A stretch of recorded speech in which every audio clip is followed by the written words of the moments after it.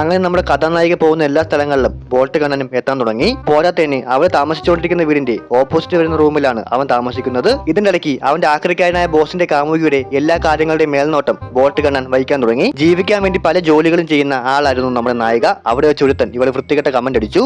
ഓണറോട് ഇക്കാര്യം പറഞ്ഞപ്പോ ഇതൊക്കെ ഒരു ബിസിനസ് മൈൻഡ് എടുക്കേണ്ടേ മോളെ എന്നാണ് അയാൾ മറുപടി പറഞ്ഞത്. അപ്പോഴത്തേക്കും നമ്മുടെ ആക്രിക്കാരന്റെ കാമുകി ഫുഡ് സപ്ലൈ ആയിട്ട് അവിടെ എത്തി. ആ കമന്റോളെ അവളെയും വൃത്തികെട്ട കമന്റ് അടിച്ചു. മാപ്പ് പറയാൻ അവൾ എത്ര പറഞ്ഞിട്ടും കൂട്ടാക്കിയില്ല. പറഞ്ഞില്ലെങ്കിൽ ഇതെടുത്ത് തലക്കടിക്കുമെന്ന് പറഞ്ഞു. ദേഷ്യം വന്ന ബോൾട്ട് കണ്ണൻ അവളുടെ കൈ കൊണ്ട് തന്നെ ആ കുപ്പി കമന്റോളിയുടെ തലയിലടിച്ച് പൊട്ടിച്ചു. പിന്നെ അവര് നല്ലൊരു ഉഗ്രൻ ഫൈറ്റ് ആയിരുന്നു. എല്ലാരെയും അടിച്ചിട്ടു. ലാസ്റ്റ് ആ കമന്റോളിയുടെ കൈപിടിച്ച് തിരിച്ചിട്ട് ബോസിന്റെ കാമുകിയുടെ അടുത്തേക്ക് അവനെ തിരിച്ചു നിർത്തി. എന്നിട്ട് അടിക്കാൻ പറഞ്ഞു. അവൾ നിന്ന് കഥാപ്രസംഗം പറയുന്നുണ്ട്. നമ്മുടെ നായിക ചാടിക്കേറി അവനെ അടിച്ചു. നായികയുടെ ഫ്ലാഷ് ബാക്ക് ഇത്ര ഇമോഷണൽ ആണ്. അവളുടെ അച്ഛനും അമ്മയും ചെറുപ്പത്തിലേ മരിച്ചു. പകരം വന്ന അവളുടെ രണ്ടാനച്ഛൻ ഒരു ക്രൂരനായിരുന്നു. അവർക്ക് വിളക്ക് വച്ചിരുന്ന തീയിലായിരുന്നു അവൻ സിഗരറ്റ് കത്തിക്കുന്നത്. അവരുടെ ഫോട്ടോയൊന്നും ആ വീട്ടിൽ ഇരിക്കുന്നത് അവൻ ഇഷ്ടമേ അല്ല. ആ വീട്ടിൽ നിന്ന് ഇറങ്ങി കൊടുക്കണമെങ്കിൽ 2 ലക്ഷം രൂപയാണ് അവൻ ആവശ്യപ്പെട്ടത്.